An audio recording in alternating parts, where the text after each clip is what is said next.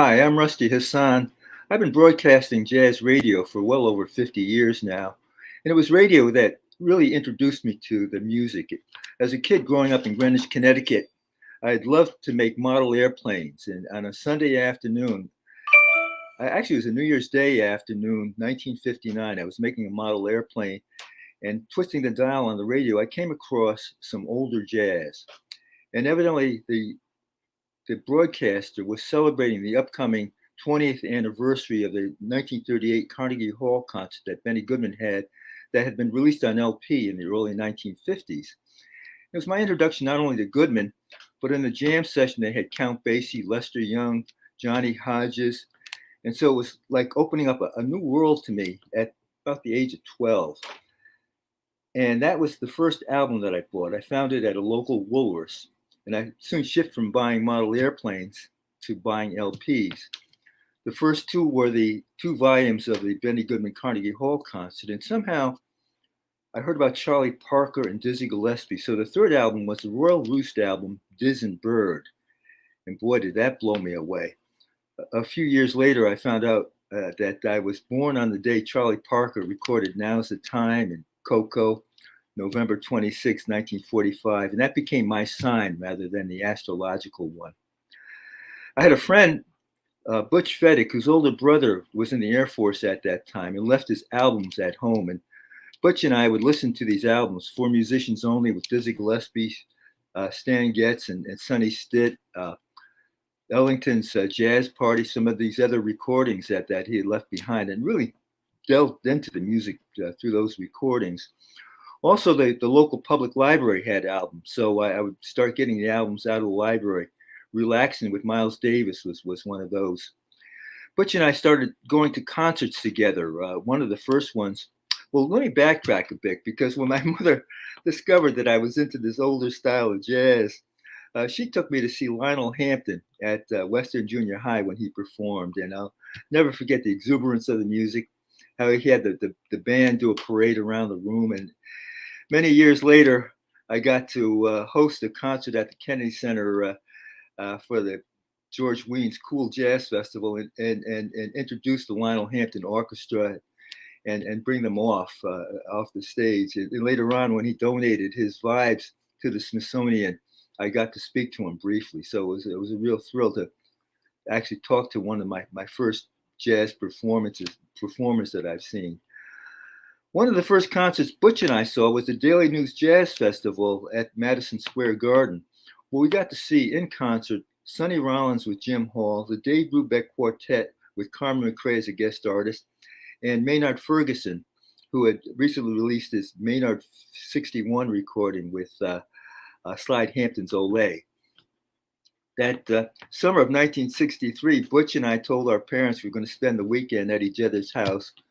We drove my 54 Studebaker from Greenwich, Connecticut to Newport, Rhode Island, and just delved into the music. In the afternoon, Herbie Mann gave a great performance that was released later that year on an LP. But that night, Sunday night, July 7th, 1963, Jimmy Smith had the audience dancing on their chairs. But the announcer had mentioned that John Coltrane would be performing and recording. So John Coltrane concluded the concert with McCoy Tyner, Jimmy Garrison, and Roy Haynes was the drummer on that performance. And it was not until some years later, after he passed, that recording was released. But something I really treasure, being in the audience for that performance. That fall, I went to Georgetown University and took my handful of jazz albums with me and continued to hear music performed in the various venues in DC.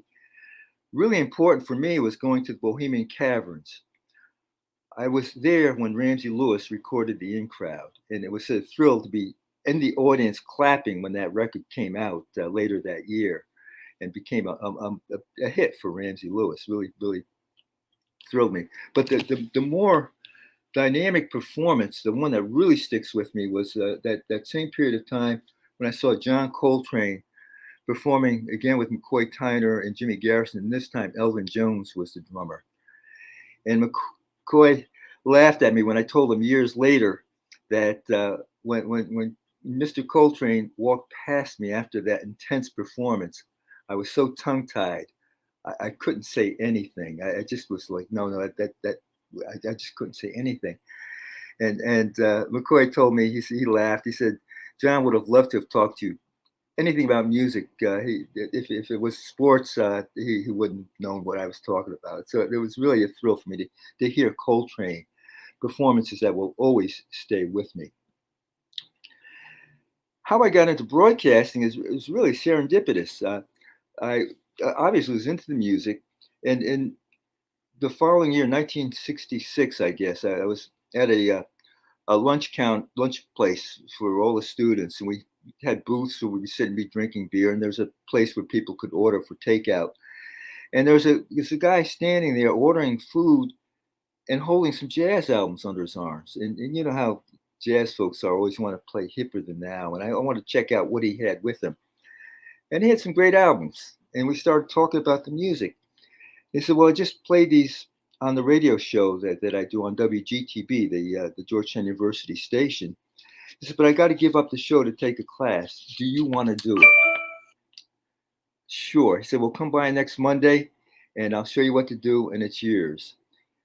And I was a little nervous at the beginning, but I really got into it and got to sharing my music as a student on this FM station.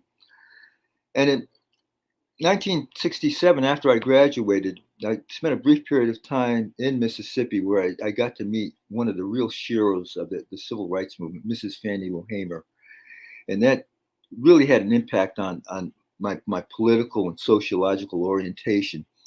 And coming back to DC, I became a Vista volunteer and got back to continuing my radio show as a volunteer, connecting myself to the Georgetown University Community Action Program.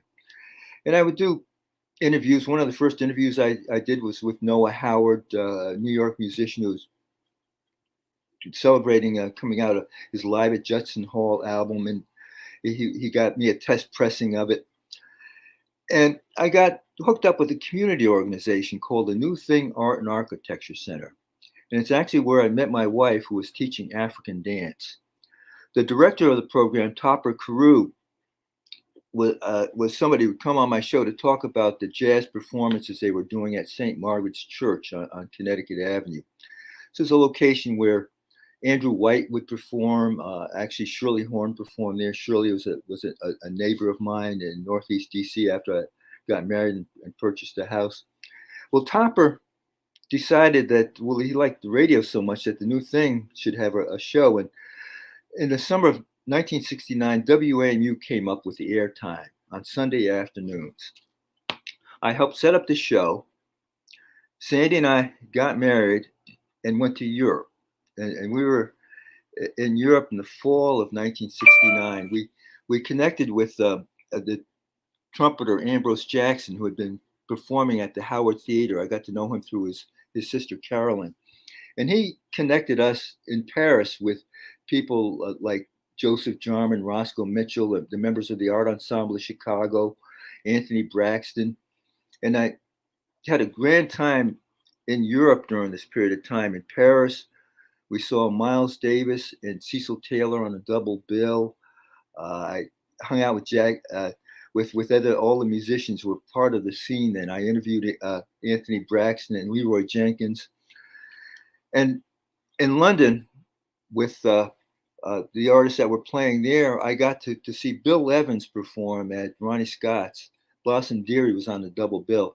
My friend Fred Bouchard, a writer for Downbeat, he was then writing for London Jazz magazine, took us to Ronnie's, and we also took us to see Duke Ellington perform in London in 1969. So I have some great memories of our brief 4 or 5 months European sojourn. When I came back, got back into doing the New Thing Root Music Show on WAMU on Sunday afternoons, and it was just an incredible time for the music. During this period of time, I interviewed some of the musicians that were playing in the town at that time. I had Dexter Gordon come on my show, Art Blakey. When Art Blakey was on the show, he had him look for like a musical biography with the recordings that I had. And later on that night, when I saw him play at this club called Child Herald, he was breaking down his drums and saying, "Hey, Rusty, where can we get something to eat?" Well, at 1 o'clock in D.C. in 1976, there was not too many places open. So I said, "Art, my house is on your way out of town. I'll fix you up." David Schnitter decided to take the bus back, but John Hicks was going to ride back with Art, and took him by the house. Art wasn't uh, very observant about being, the eating pork. He delved into the ham that my wife had prepared, and then I fixed a ham sandwich for John Hicks, and we were friends until he passed away after that. And Art kind of adopted me, so I would hang out with him whenever he would come into town, have dinner together. And I'll never forget when he introduced me to his new trumpeter, Terrence Blanchard, who looked like he was 15. He was actually 19 years old. And it's been just marvelous to see the career come forward to the point where he's actually presenting an opera at the Metropolitan Opera House. Other artists that I had contact with during the 70s included Sun Ra, which was one of the most amazing interviews I've ever had. Fascinating with the music that he was doing and his emphasis on discipline in an era of free jazz. It was not so much freedom, but discipline that he emphasized. Also interviewed Mary McPartlin. Mary Lou Williams wrote a nice letter to me when she sent me zoning, and I got to converse with her when she was in town.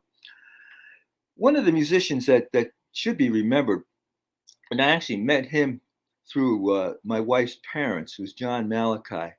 John was Tom Barrett's best friend from World War II and onward. John was the pianist with Billy Eckstine's orchestra with Charlie Parker, Dizzy Gillespie, Dexter Gordon, Gene Ammons. It was just incredible, the array of musicians that played in Eckstine's band, that John was part of that circle.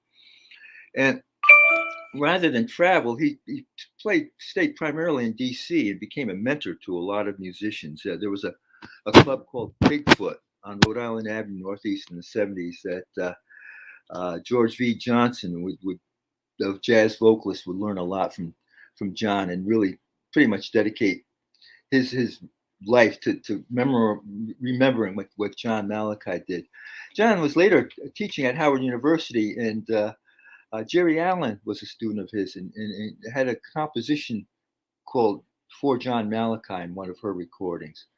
John would come on the air and talk about his experiences. And when I got into teaching jazz history courses, he would put the reality of the life of the musicians in the 1940s and impart them to the students. So I was on WAMU in the 70s and 80s, and around that time I heard that there was a jazz history course being taught at Georgetown University. I could have had at least one A, I guess. I did take music appreciation with Paul Hume, who was the critic for the Washington Post. But I went to check out the class, and Dick Webster, who was a bassist with the National Symphony, was teaching a jazz history course that seemed, really getting across the music to the students, and we hit it off. He also gave me my one bass lesson. I found out I didn't have the time, discipline, or talent to play the bass, that I could play records on the radio a lot better. Well, Dick transformed my life in many ways. He said, "Look, Rusty, the symphony's going on tour for a couple of weeks, and I need somebody to teach the class. Would you do it?" I said, "Well, okay." And he said, "By the way, if you like teaching, the summer and continuing education program is looking for somebody to teach a jazz history class at night. My day job's at night. Do a proposal. I'm sure it was your." So Dick was the one who got me into teaching in the early to mid 1980s. I did the continuing ed class for a while. When I was contacted by the head of the music program at American University, he said, "A professor's teaching the evolution of jazz and rock is going on sabbatical. Can you teach the class?" I said, "No, I have a day job. I was working as a union representative for the American Federation of Government Employees. I had a full-time career in the labor movement, and And so daytime was taken up by doing administrative hearings, negotiating contracts, and so on.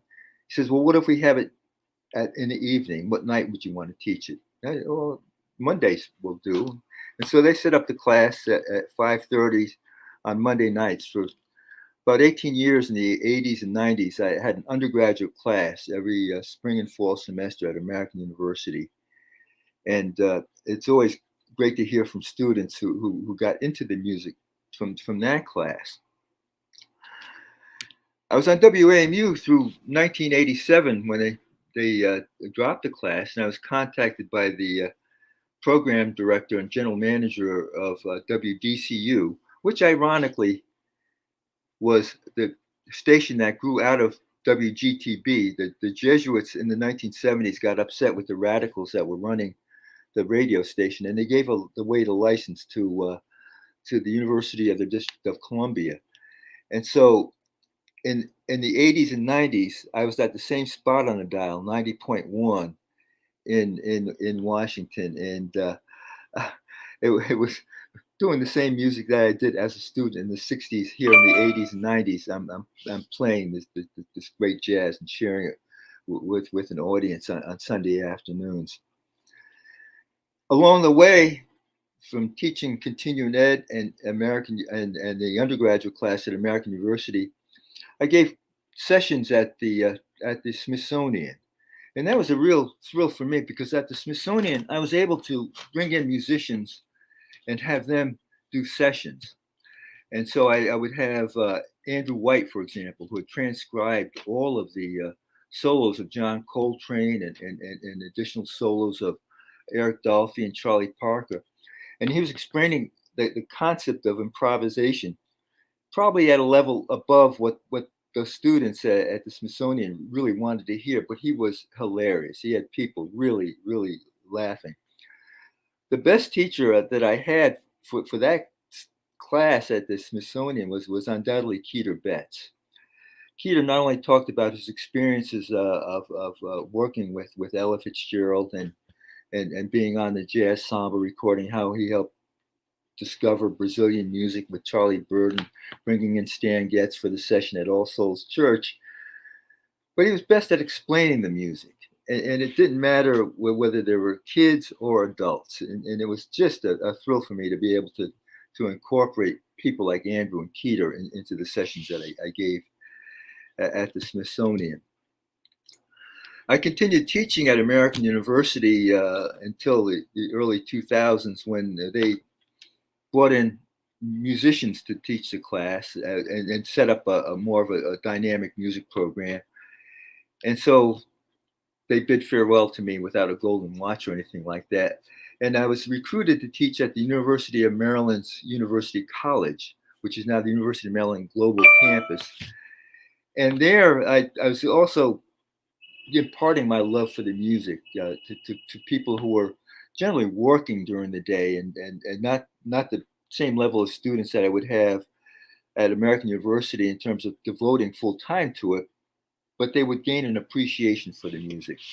And one of the things I always had for the students was to give reports of performances, to go out and hear the music. And I didn't assign specific performances, but I would always make sure that I get these reports by the end of the semester, to make sure that they hear the music as it's performed in a club or in a concert hall. And one of the neatest things that happened to me while I was teaching at University of Maryland University College with people who were working, older adults, I was also teaching an undergraduate class at Georgetown University. And one night, Lee Konitz was playing at Blues Alley. Brad Lindy had him playing with his ensemble, his large ensemble. And Lee gave a marvelous concert. And some of the Georgetown students came up to me and say how you make sure they were seen at this performance. And this 50-year-old African-American woman from the UMUC class came up to me. I think she worked for the Postal Service. And she came up to me, she said, do you think Mr. Konitz would sign the photograph of him in our textbook? And I said, well, let's find out. And I went upstairs, knocked on the little dressing room door at Blues Alley. And I said, Lee, I reintroduced myself. We'd met at the One Step Down years earlier. I don't know if you remember me or not, but I said, would you sign the photograph in the textbook form? I want you to meet my student, and he looked at the photo from the fort. He said, sure, and to me, that really said a lot in terms of getting across about this music to someone. This woman was more into neo soul, and here she is, this coming out to hear this 83-year-old white saxophonist, playing this great music. So I'm really connecting the music across generations and across styles. Of course, UMUC soon decided that my class wasn't sufficiently enrolled for their purposes. They were really pushing online classes, and they wanted hundreds of students rather than the 20 that I had in the class. And so I was let go there, but quickly hooked up with Judith Corey at the University of the District of Columbia, where I've been teaching there for the last decade ago. At the University of the District of Columbia, where we had this radio show on WDCU through 1997, when they sold the station to C-SPAN, Judith and Calvin Jones, who headed up the music program, headed up the jazz program for the music department, they made sure that the recordings from the station were preserved and to go into the already established Felix Grant Jazz Archive. Felix Grant was a broadcaster on WMAL AM radio from the 1950s through the 1980s, and he was probably one of the most popular jazz announcers in the country. I mean, he had an incredible audience. He largely introduced Brazilian music to the world at the same time that Charlie Bird and Stan Getz were recording the jazz samba in 1962. Felix had already introduced Brazilian music, Brazilian jazz to the world. Well, Felix and I wound up at WDC around the same time in 1987, and Felix gave his recordings and his interviews and tapes and everything to the university, and the archive was set up. And even though in 1997 the station was sold, the archive is there, and it's part of the music program that the University of the District of Columbia has. So that is an integral part of what preserves the music in Washington, D.C. And in teaching, I've also expanded into doing some writing. I've written liner notes for various artists. Carol Dashiell, for example, asked me to do the notes with all his family members, Christine, his son C.V. Dashiell. There were other artists, John Coliani, the pianist, has had me do liner notes. But the neatest thing I did was some years ago, they were Blair Rubel and Maurice Jackson, two scholars, were putting together the jazz history, the history for Washington history, the magazine, the quarterly magazine for the Washington Historical Society. And I was asked to contribute a chapter. And as an outgrowth of that quarterly magazine, it was expanded into a book. Maurice Jackson, professor of Georgetown University, asked him to publish a book, and we expanded the book, and I participated in contributing a chapter about jazz radio in Washington. And on the cover is my friend John Malachi. And in the book are chapters by John Hassey about Duke Ellington, Judith Corey writing about the University of the District of Columbia. There's a chapter about the Howard University Jazz Program and all the artists that came out of that. And so it's essential in terms of looking at the history of the music in Washington, D.C. And speaking of the history of the music in Washington, D.C., recent projects that I've been working on, including oral history projects with Willard Jenkins, and a current documentary that the DC Jazz Festival is doing under the direction of Sonny Sumter. And so it involves really focusing on artists who have had an impact on jazz in Washington, including Dr. Billy Taylor, who presented a lot of the great artists at the Kennedy Center. And of course, is known as a real important person, not only as a musician who wrote I Wish I Knew How It Would Feel to Be Free, but contributed so much to the music. And the neatest thing for me about knowing Billy Taylor was the fact that my wife's mom, Mary Barrett, was at Dunbar High School with him in the late 1930s. And so we had that family connection we were talking about it. And Billy Taylor is being remembered through this documentary, as well as Keita Betts and Andrew White, and people who are friends of mine that will be coming out later on. This probably come out early next year with all the artists that they are doing it. One of the great things about the time of COVID and the pandemic was that we at WPFW kept the music on the air throughout by keeping the studio in pristine condition and going into the studio one at a time, but doing the music from the studio itself.